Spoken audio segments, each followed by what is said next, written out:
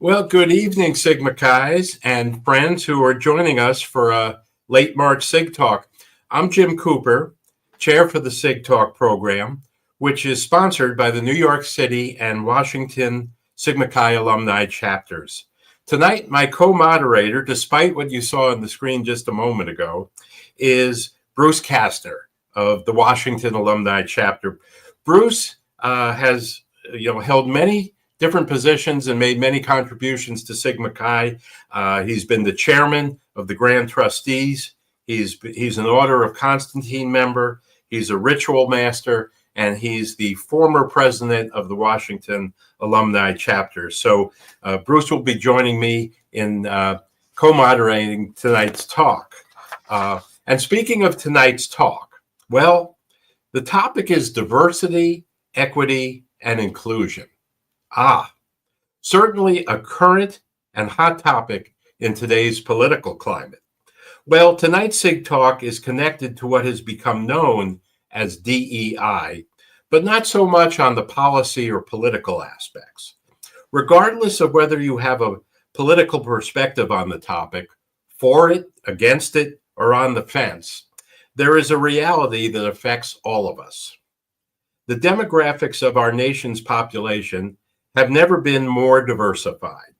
It's a trend that will continue and perpetuate. The makeup of our organizations when it comes to race, color, creed, national origin, gender, sexual preference, age, has never been more prominent or mixed. So here is our theme for this evening. If you are a team member, a team leader, a manager, or an executive, or if you're an owner of a corporation or a business, a nonprofit, an educational institution, a government agency, a club, or yes, if you're just a member of a fraternity, then you would be more effective if you possessed the skills and perspective to generate an atmosphere of inclusion and belonging among all the folks with whom you are working or leading.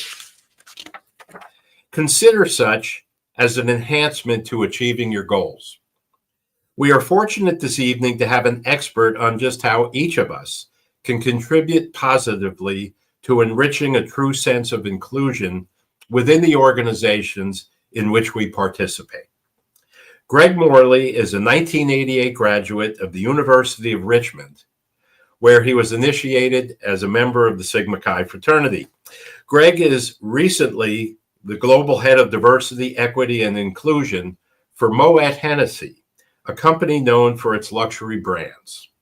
Greg brings a personal and professional passion to the development of talent and helping organizations and individuals achieve more than they thought was possible.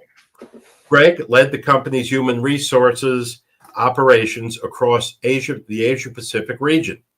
Prior to joining Moët Hennessy, he was VP of Human Resources Asia Pacific for Hasbro, Inc., and was Vice President Human Resources for the Shanghai Disney Resort. He has been based in Hong Kong, Paris, and the United States for the Walt Disney Company, and having started his career with the General Electric Corporation.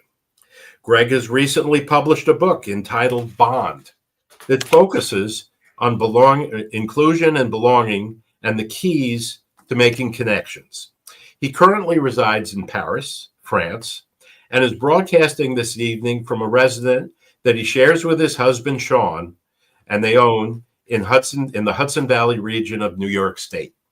So, Greg, welcome to Sig Talks.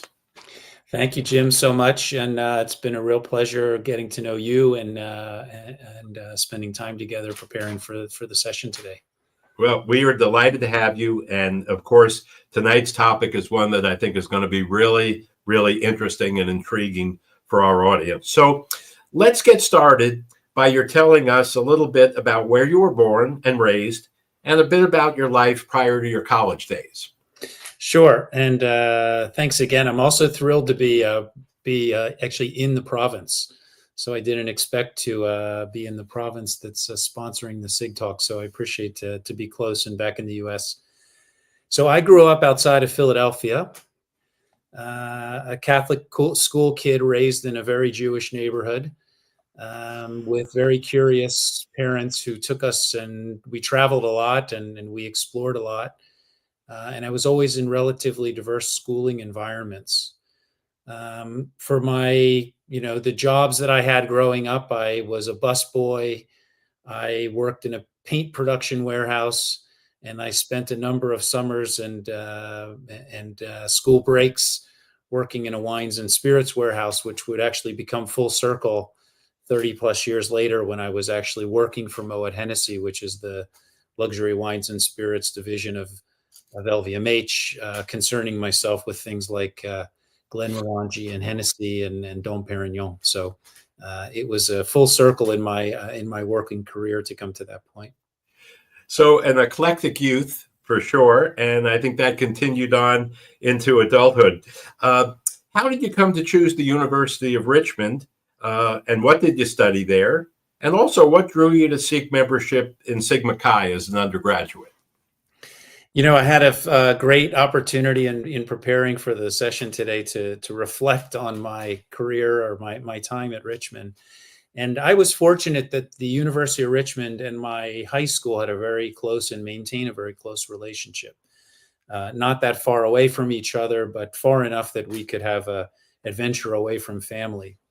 And I think maybe within the theme of the book, Bond, that I wrote, when I visited the University of Richmond, I felt very much familiar there. I felt very much at home. It even looked in some ways like the campus from the school in which I had been studying in high school. And I pretty quickly felt very comfortable there, in addition to touring around and visiting other schools. As it was at the time at University of Richmond, almost immediately, as soon as you started your freshman year, you started Rush. So I think we arrived in August. We started rushing in September. The Sigma Chi was a leading fraternity at the time. A brother at the time, Will Michaelopoulos, whom I met, and he sponsored me and he recruited me and then supported me through the process.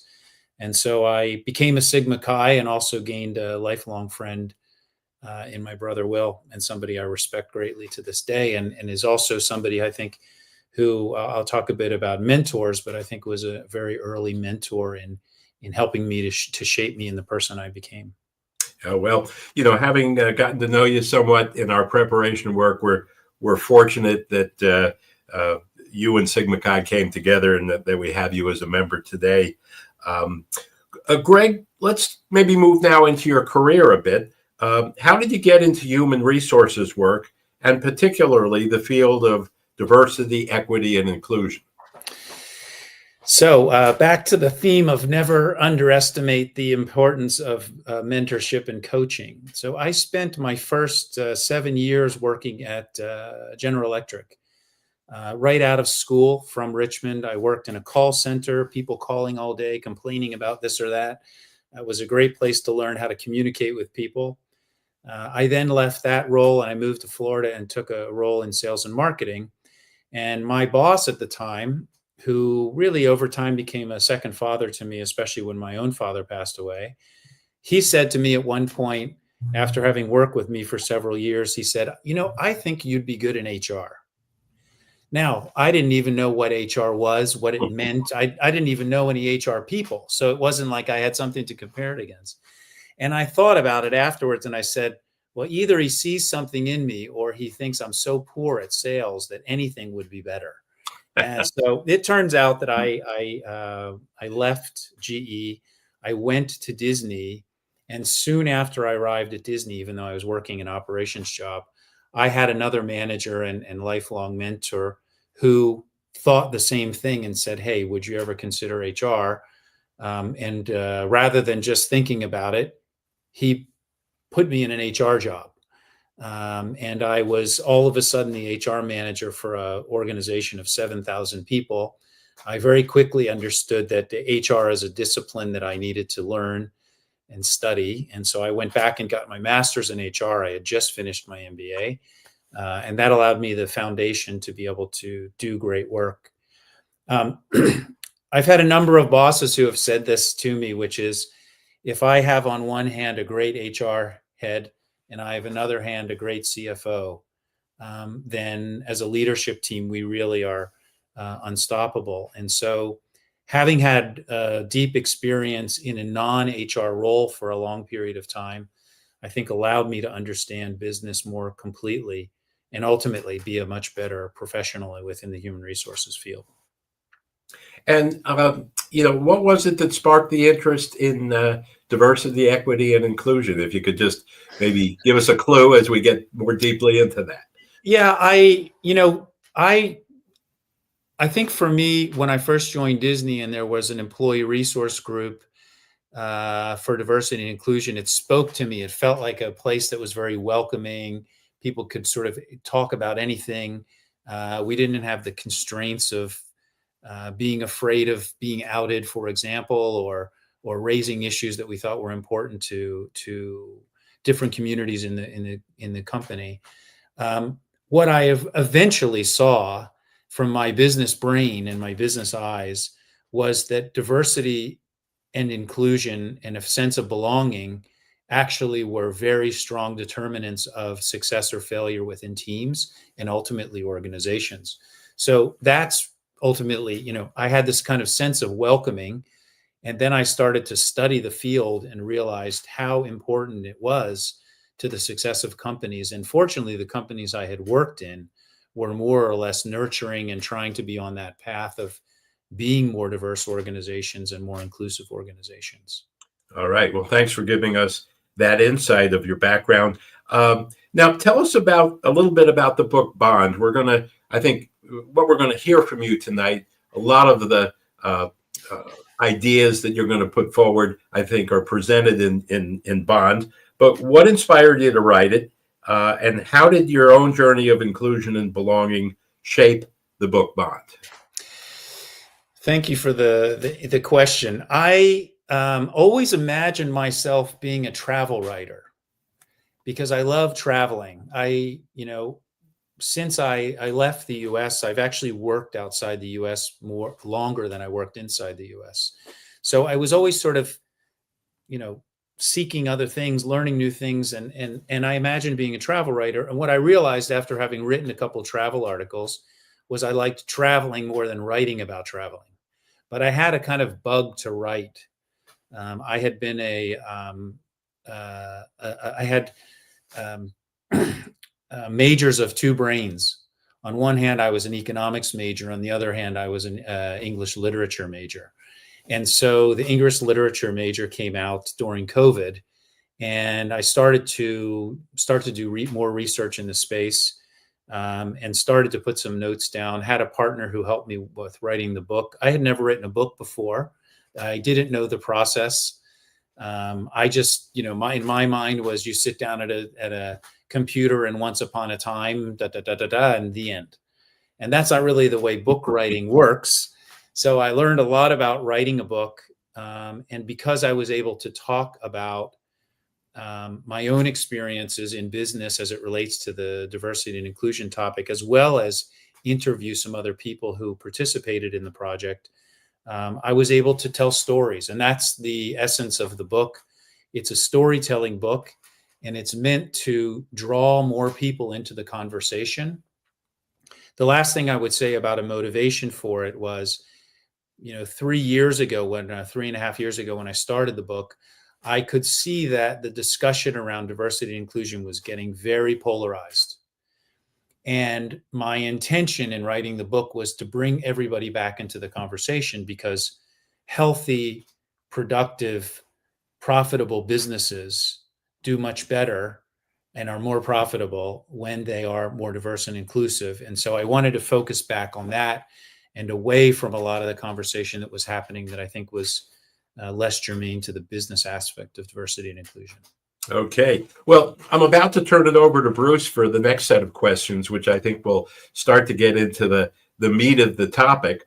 But before I do that, I would just want to alert the SigTalk audience that you can use the comments section of wherever you're listening from to pose any questions to Greg during the course of the talk, and we'll allow for some time toward the end to respond to those questions. So, Bruce, Let me turn it over to you to take on a few questions for Greg.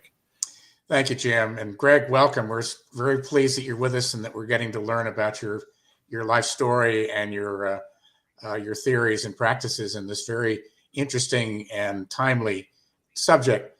Before we do that, though, I'd like to tell the audience, those of you who are looking forward to seeing Brother Hefner here, he is having some technical difficulties, and I'm sitting in for him.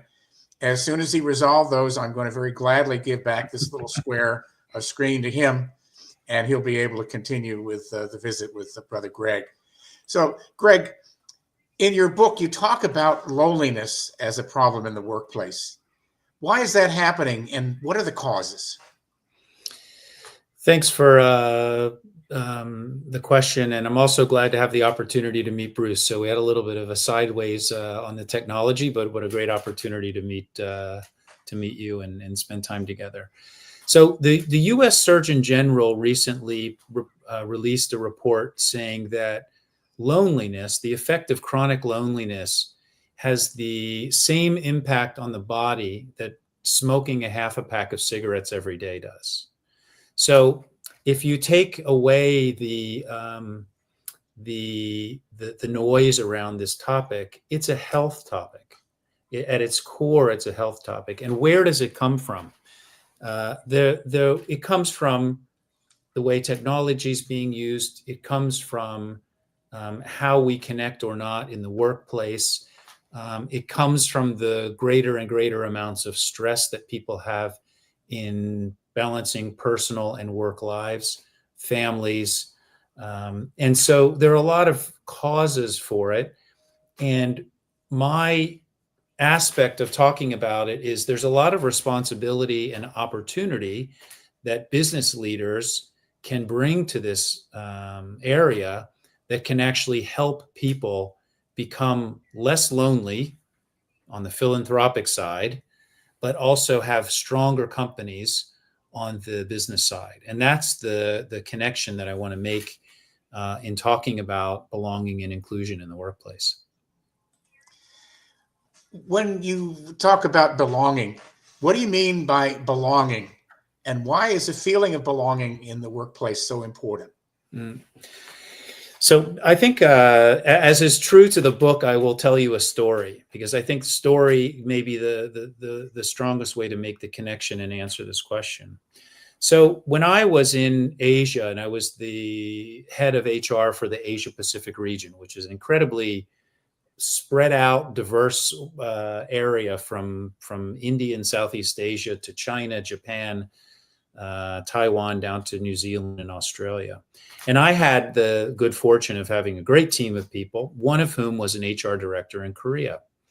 And this woman, through great effort, had to balance the care at home for a child and her husband and her in-laws, and also turn around a business with her management team at work.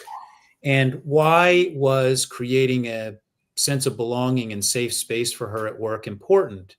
Because she didn't always feel that at home. And so what we wanted to do, because we knew how great she continues to be great, was to create a sense when she came into the office that she could be her best self, that she worked in a safe space, and she was well supported. Now, it was not up to us to determine what was happening at home. We could give her support, but she continued, because of that environment being created, to be great. Now, had that environment not been so supportive, not felt so much like she belonged, it may not have been, she may not have been the same high-performing professional. And she viewed work as almost family.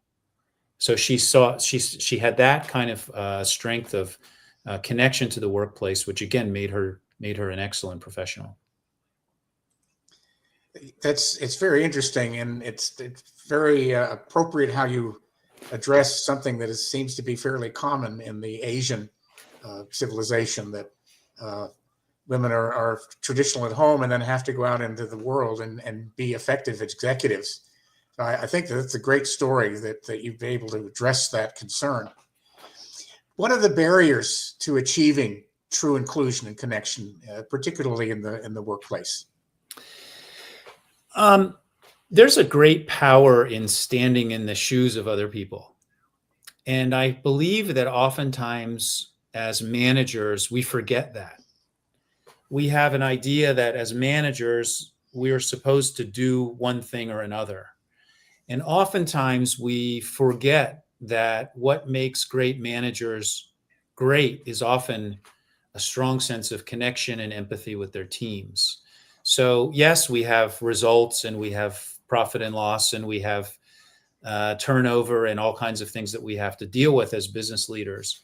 But empathy and authenticity with employees is very powerful. And how one exhibits that is to try to understand what is going on in other people's lives. So I'll give you another quick story. So we were touring with the CEO of my former company, and he made a comment to me, and he said, "I'm a little bit frustrated because I don't feel like people are taking enough risk." So I said, "Okay, what are you looking for?" And he said, "Well, people seem to be too afraid to fail." And I said, "Have you talked to people about why they're too afraid to fail?" And he said, "Well, a little bit, but I'm the CEO, so people don't really talk about failure to me." And I said, "Why don't you tell a story about your own failure and see how people react to that?"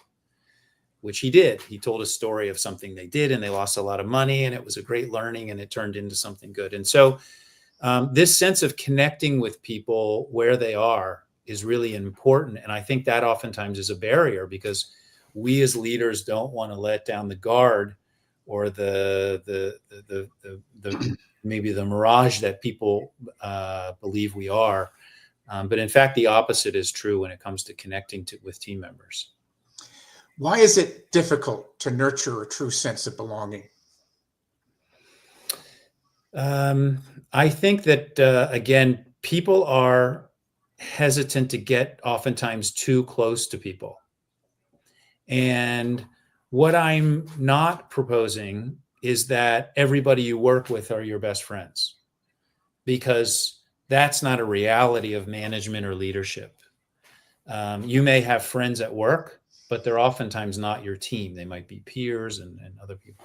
So I think what makes it difficult to nurture a true sense of belonging is managers being able to walk the line between leadership and friendship.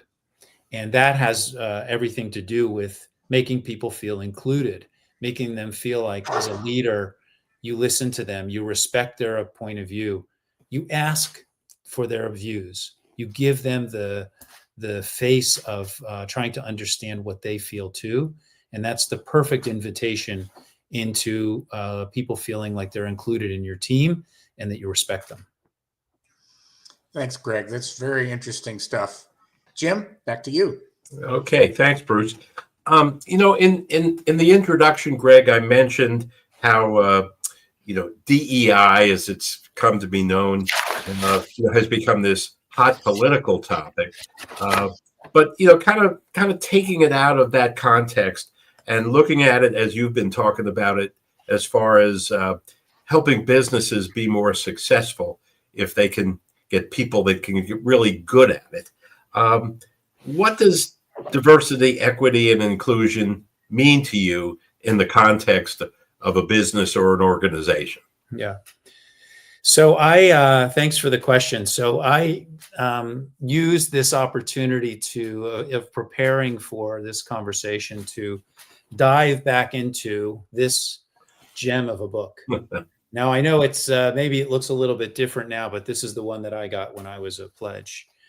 And when you talk about the definition of diversity, equity, and inclusion, I think it's important that we are clear on the definition.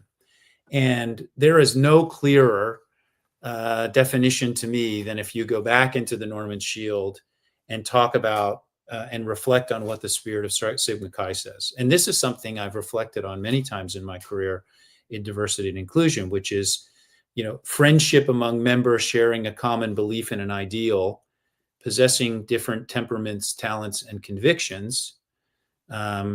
Simple as that. That's diversity and inclusion. So how did we as brothers come together from different backgrounds and from different generations in a way, because we had seniors and sophomores and freshmen and juniors? How did we come together around a set of values and create functioning organizations, which our fraternities were? That to me is the essence of diversity and inclusion, which is we come from different places, we have different strengths. Let's bring them together in the workplace. Let's train managers to be able to take advantage of those differences and build great businesses off of that foundation. Well, it's great that you raised the point that we as a fraternity have a great history and tradition in this whole area of diversity and including people, as a good functioning organization and team, with our diversity. You've already touched on a couple of these next points about breaking down some of the barriers for belonging and inclusion. But what would you say on the other side are the keys to creating an inclusive environment? I identified through my own experience and through the interviews that I did with others, 6 specific keys. I won't go through 6 keys; I'll lose you all. But let me focus on 3 that I think are particularly compelling. And the first is that leadership makes a difference. So when I worked in organizations where the senior leader not only talked about the importance of diversity and the importance of inclusion, but also modeled that. I talked about the CEO who told the story about failure. That kind of thing is important because it has to come from the top. Now, we're all leaders in an essence. And so if I'm managing a team of 1 person, I'm the top.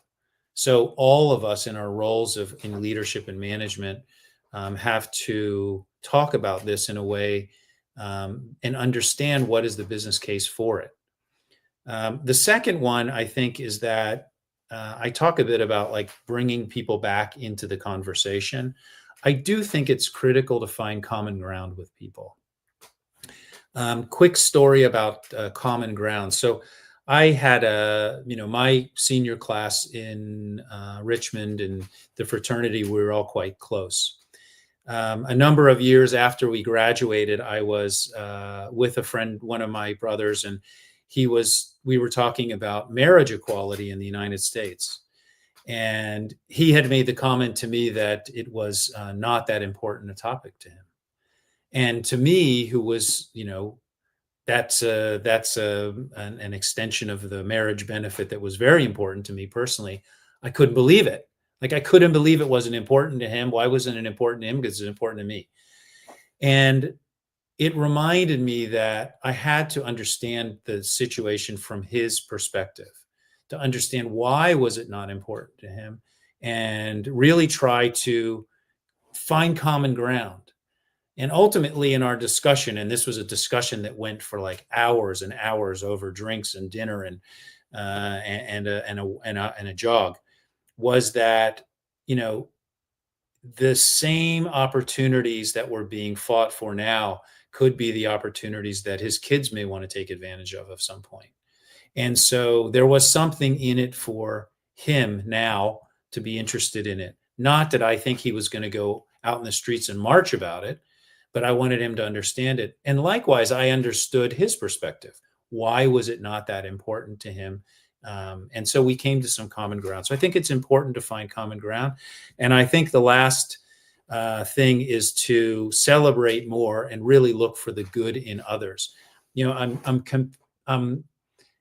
come in and out of the U.S., so I'm constantly trying to reignite my understanding of my own country and my own culture. And one of the things that strikes me in, again, reminding myself of the history of the fraternity, when we talk about common ground, is that we had 7 founding fathers. They all had very diverse backgrounds. some of them were so different that they either supported the Southern or Northern cause in the Civil War. Now, that's a pretty big difference for people and a pretty big foundational difference, yet they still were able to come together, find common ground, form a fraternity which grows and flourishes to this day. So I think there's a great lesson in that for all of us in the current context that we live in.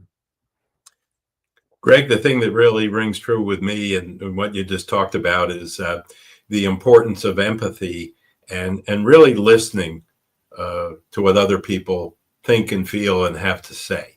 And as kind of a logical extension of everything we've been talking about so far, how do businesses and organizations benefit from emphasizing and fostering the principles that you've described in the book Bond?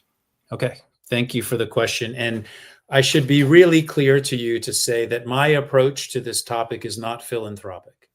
There is a philanthropic element of it. There's a social justice element of it, which are important, but not the core of the work that I've been doing and the focus of the book that I wrote. So let me just share some simple data. Diverse companies, so this and diverse, what I go back to diverse is different temperaments, talents, and convictions. So diversity can be seen in a whole wide range of unique characteristics that people bring to the workplace or your customers and consumers bring to your company. Diverse companies are 20% more creative and 30% more likely to spot risk.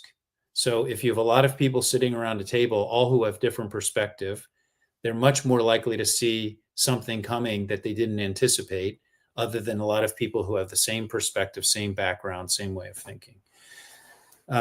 Inclusive companies, so in companies that have inclusive cultures, and those are measured through engagement surveys, satisfaction surveys, are 6 times more creative and 2 times more likely to meet financial objectives. Then when you marry the two together, a diverse organization with inclusive culture, and you have managers who know how to take advantage of that, those organizations outperform their peers in almost every case. So the business case about why you want a diverse, inclusive organization is very strong. Then if you just think, okay, it's the right thing to do, then that's another reason to do it. But that is not the only reason to do it, and shouldn't be the reason to overlook the data that exists about performing companies. All right. Well, you certainly make a good case, and I hear what you're saying. There are measurables that say you're going to get better results if you're better at inclusiveness and belonging as an organization. Absolutely. Bruce, let me turn it back over to you. Thank you, Jim. Greg, I live and work in Washington, D.C. I'm a lobbyist, so I have contact with decision makers, predominantly in the legislative branch, but from time to time with people as high as people in the executive office of the president. It appears to me that DEI has become a politically charged acronym. Many times when something that is noble in its intent gets into the hands of politicians, it tends to lose its nobility and become something that is not what it was designed to be. The perception is that DEI these days is really an excuse to racially discriminate in hiring and promotions. This is one of many common misconceptions about diversity and inclusion. How do you challenge the political perception and clarify it in your book? Thank you. I feel like a pledge again. Now I have to come back with something very intelligent. I actually, in writing my book, I tried very much to steer clear of the politics of diversity, equity, and inclusion, because to me, the business case is very, very clear. Now, the application of how different companies and organizations have approached it, how the government has approached it, there's certainly area to be discussing, because we do that about everything in business. We challenge ourselves in what kind of capital funds we're going to put into a company. We challenge ourselves into what kind of organizational structure we're going to have a company. We challenge ourselves to say, is the coffee going to be free or not in the canteen? So everything is and should be challenged. What I would say is that, again, across the board, companies that have inclusive cultures and more diverse organizations perform better. And so that's the discussion that I think is important to remind ourselves. And the reality is, if you're a company that wants to grow, you see that the consumer demographic is becoming more diverse. And so in order to understand that part of your consumer demographic, it's important to have people in the organization who live that life, who are those consumers. I was shared a story with a colleague recently, and she worked for Uber. And in the beginning, Uber had a lot of challenges with safety. And so what did they decide to do? They decided to bring together a think tank of women who were consumers of Uber. They happened to work there too, to dialogue and figure out how they could overcome some of these safety issues. Now, they didn't solve every safety issue, but it's not the brand of Uber now that where people are worried about safety. It's not the first thing people think about. And so having employees in the company that represent the dynamic, the consumer demographic that you want to go after, I think is also an important element of moving beyond the sort of political charged nature of the discussion. Thanks for that. And as current events are, we're seeing companies such as Lowe's and Ford, not to mention the federal government, they're scaling back or eliminating their efforts in the face of the political climate, reacting to the now widely held, perhaps misunderstanding of DEI. How does this spell trouble for the DEI as you see it and practice it? I'm a bit of a contrarian on this point, because I saw in the this kind of spectrum of time, the focus and investment on diversity and inclusion was moderate to very high over a very short period of time, and that had to do with COVID. It had to do with the murder of George Floyd. There were all kinds of things that came in at one point and made diversity and inclusion a much bigger part of most organizations. So if investments make sense, then they need to be justified. Just back to what we were talking about. If you are going to, build a new building on your work site, you have to justify it. Where's the money going to come from? How are we going to build the thing? What's it going to mean to the company? So diversity and inclusion is the same thing for me.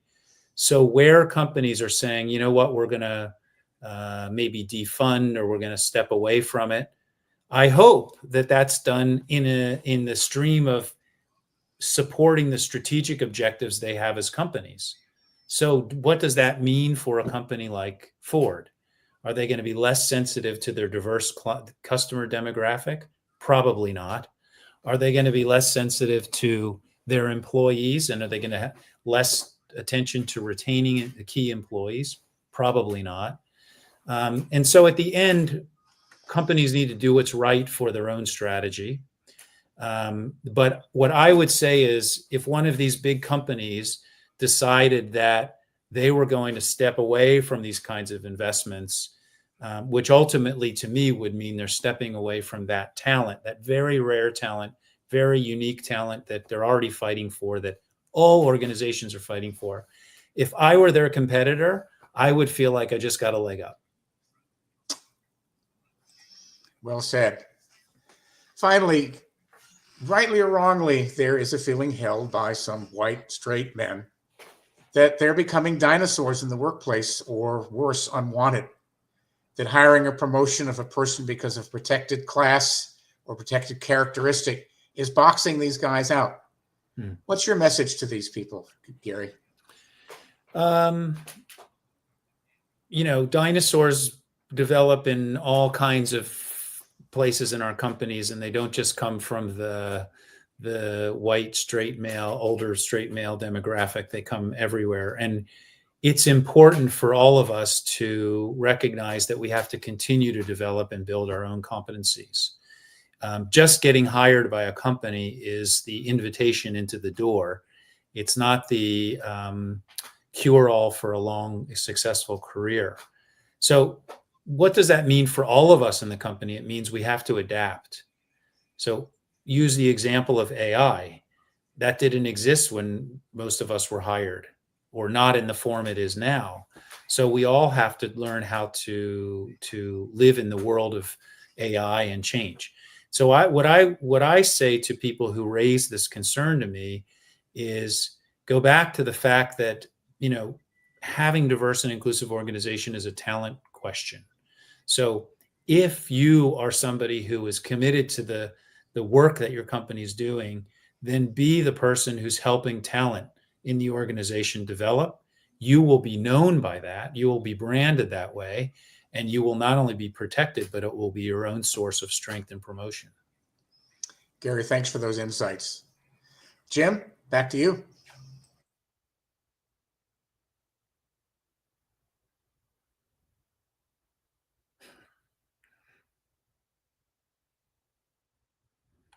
We can't hear you.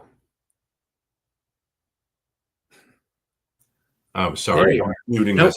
problem. I should have said something earlier.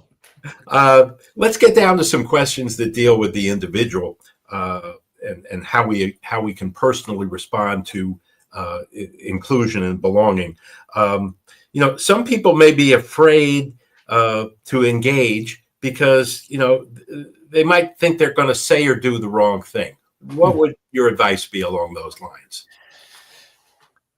So I often say that being right is not going to make you necessarily successful. So you have to figure out ways to do things that will help bring people around you and overcome fear of doing things. And I'll tell a quick story of my doing the wrong thing, trying to do the right thing the wrong way. So when I was working for Disney, I was promoted to be the head of recruiting and diversity at Disneyland in California. Now, Disneyland has a very long and storied history that goes back to Walt Disney and, of course, all the stories of the Disney company. And I had attended a diversity workshop in Orlando just before I had gone to California. So my mind was full of all kinds of ideas about equity and making sure that everybody had a voice. So first thing I notice when I come is there's a big, huge Christmas tree in the recruiting lobby. The recruiting lobby is basically where everybody comes in and has their interviews to get a job. And it was Christmas time. Now, the recruiting center is just next to the parking garage. So all of the hundreds of employees that work at Disneyland in the back, in the office, they all come through that way. So I had said to my team, great, we have this Christmas tree, but don't we celebrate any other holidays this time of year? Or we don't have any representation of that. And so my teams looked at me sort of like, well, we don't know what you're talking about. And so rather than talking to them more about what my intention was or what my idea was or getting their insight, I said, I think we should take the Christmas tree down because it doesn't create a very inclusive site for other people that may not celebrate Christmas.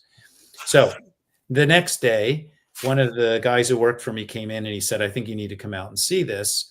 And what did I see? Which was the maintenance team at the height of rush hour, dragging the Christmas tree across the parking lot, balls crashing everywhere. My team looking at me like I was clearly the Grinch. And what did I learn from that episode was I didn't ask people who knew better what they thought. And I also didn't recognize that taking things away from people does not lift other people up. And so the advice I have for myself of long ago was continue to try to do what you think is right, but make sure you have others with you who can help you to make the right decisions. And I think that kind of doing the right thing the right way is very important in business. Absolutely. And, I think a lot of what you've talked about tonight has really been enhanced by some of the stories that you've told along with the ideas. I've made plenty of mistakes. I can talk about mistakes all night, but fortunately, I think I've learned from them. And that's part of what I feel is my obligation now, is to share them back. Well, thank you for doing so. We're running a little short of time, and we do have some questions from the audience. So I'm going to skip to one question that Bruce would have asked if we had more time, and then we'll take a couple of questions from the audience. Great. And then I'll work on wrapping up the talk for tonight. But, the question that I'd like to ask on Bruce's behalf is, what if we get pushback and resistance from team members and employees and even managers when it comes to implementing inclusion and belonging types of initiatives? Go back to the one of the central tenets of this book that I wrote, which was to bring more people into conversations about the topic. What I felt was there was a lot of, we're right, whether they were on the right or the left, it doesn't matter. And then there were a lot of people in the middle who just felt like, okay, this is not my conversation. This is not something that has an impact on me. I feel the company takes care of me. I'm not underrepresented. I don't feel like I'm losing opportunity, all these kinds of things. So how to get more people involved in the conversation is likely we do with a lot of things through business reviews and things like that. We share why certain topics are important to the company and why people should learn about them. And one of the things I always ask people to do, especially now that I do speaking in companies, is oftentimes I'll speak to employee resource groups, and I often say, you should bring somebody with you who's never been to that meeting. So bring somebody who has some interest. They may not represent themselves in a certain community, but expose them to what's being talked about. And that's the way you grow interest in these topics that I think, again, are very critical to the success of businesses. Well, I think that's a good response to, starting to work on things where you do feel resistance. Let's take a question from the audience.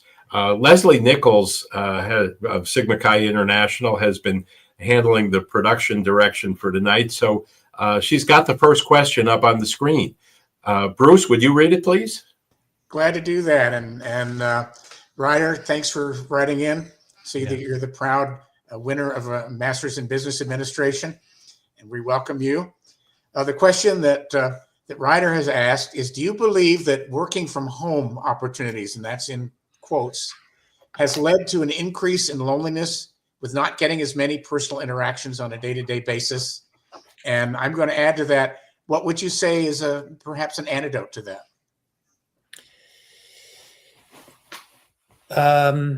Yes and no. And it gets back to, what works for individuals. I do believe, and, I felt it myself, I'm sure we all felt it, when we first went back to the office after being at home for so long, it felt so refreshing. It felt so engaging and liberating in a way. And then I started to recognize, I'm spending more time commuting to work. It's hard for me to find space at work sometimes because there are a lot of people in the office now. So I do believe that because of the shock of the way we got into work from home through COVID, that created a lot of uncertainty for people. And I think from that created oftentimes sense of people feeling like they were alone. Nobody, because you weren't there, you weren't sitting next to people or having lunch with them or having drinks with them to say, hey, are you feeling the same thing? Are you going through this, whether it's at home or at work? I don't believe that the antidote to this is everybody back in the office 5 days a week, because people have learned how to work efficiently and productively in other ways. Good managers know when people are being productive or not. And good managers, back to the point of getting to know their employees, can also be able to understand if people are suffering loneliness when they're working from home. So I think it's another reason to get to know the people that work for you and that you work with, beyond just, okay, what did you do last week? Give me all your deliverables and let's review that. People who feel like they are engaged, there's no sense of loneliness, whether they're working from home or not, are much better employees, will stick with you much longer, and are usually much more creative and innovative. Thanks. Jim, next one. I think there's a second question. Thank you, Leslie. What do you believe is the difference between inclusion and belonging? Is there a difference? Yeah, it's maybe semantics, but I'll tell you how I differentiate them. So inclusion is just the opportunity to feel like you're invited in.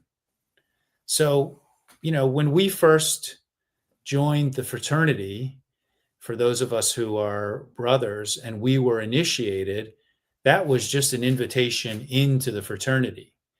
The belonging came and happened when we got to know our brothers, when we spent time doing projects, when we had derby days together, when we partied together, when we traveled together.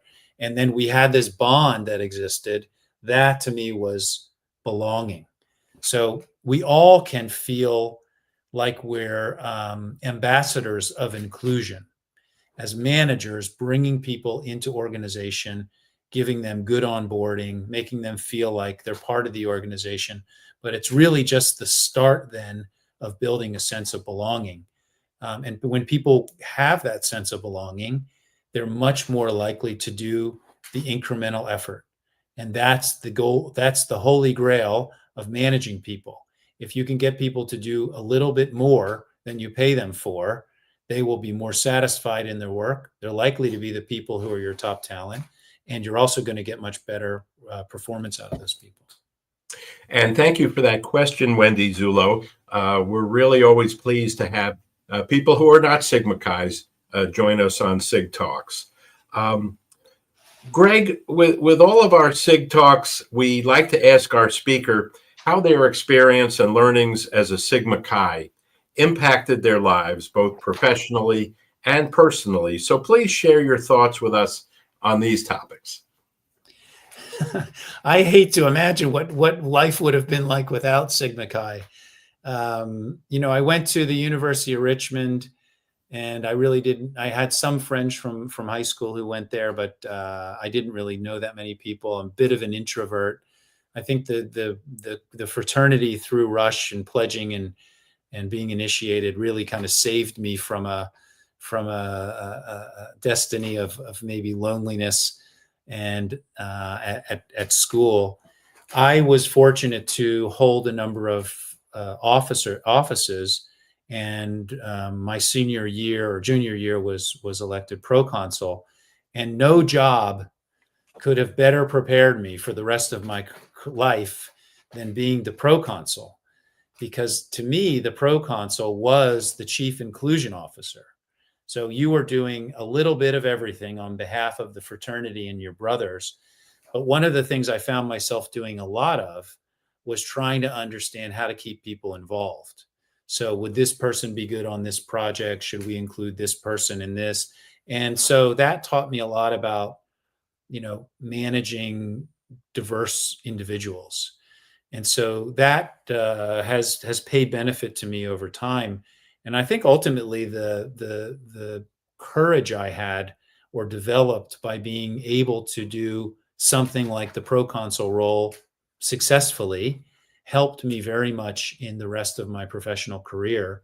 And finally, I have, not small amount of lifelong friends, many of whom I just saw several months ago when I was visiting Richmond, that are now, the foundation of my life and will always be my friends and the people I rely on for advice and counsel and consoling and fun. So that has been a lifelong impact that Sigma Chi has given to me, and very positive one. Well, that's great to hear. Fraternity life, if you take your responsibilities seriously, a real microcosm of what becomes real life later on. Yeah. Greg, one more question. We've covered a lot of ground this evening, and I think it would be valuable for our SigTalk audience to hear a summary of what your key messages are. Sure. I think it's very important, and I learned this from the fraternity as well, to be hopeful in life and work. And why do I say that? It sounds a bit trite. Because what I've observed in my experience in HR and inclusion and diversity is people are attracted to positivity. They're attracted to the idea of positive outcomes. And I think when you pull people together with different temperaments, talents, and convictions, you often have a very strong sense of hope and an outlook of anything's possible. So I think as a manager, it's really important that we create those environments. The second thing I think is very important for all of us in our professional careers is to be curious. Learning about other people, I give a call out to Jim. So Jim recommended a book that I should read, which I got, and I'm halfway through now. Is very interesting to me. Had he not suggested that, I wouldn't have known of that book. And now I can share those lessons that I learned in the book with other people. So being curious makes you more interesting to other people also, and will help your success in life. And then the last thing I think is to continue to strive to stand in other people's shoes. So as managers, as leaders, as brothers, I think we have that obligation to try to understand other people, try not to judge, and also try to learn from each other. And I think that will make society and our companies much stronger.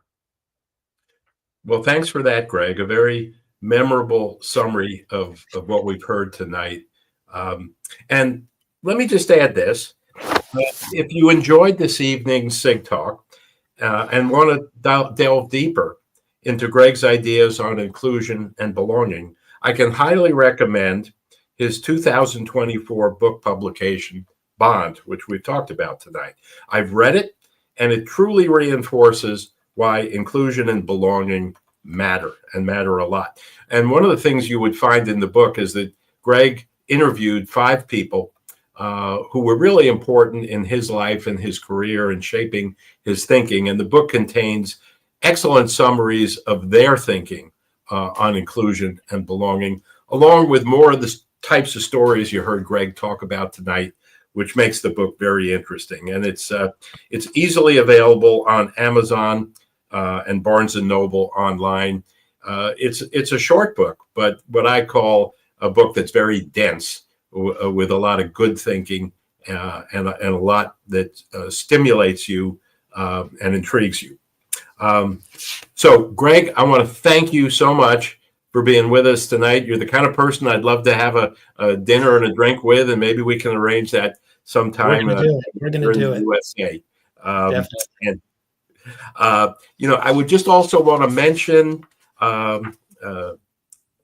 next month's SigTalk is scheduled for April 24th. Our speaker will be a gentleman named Spiro Karestos. Spiro is a Dickinson College grad SIG and a business executive with experience and expertise in risk management and cybersecurity. He'll take us through his career journey from Goldman Sachs to Google and what it means to be a C-suite risk compliance executive in today's high-tech environment. So another very timely topic. So please be sure to come back to us on April 24th. Bruce, as always, I want to thank you. You're a great co-moderator. I'm sorry James couldn't get his technology back in order tonight, but we'll see him again.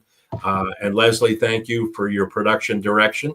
And let me just say to our audience, good night.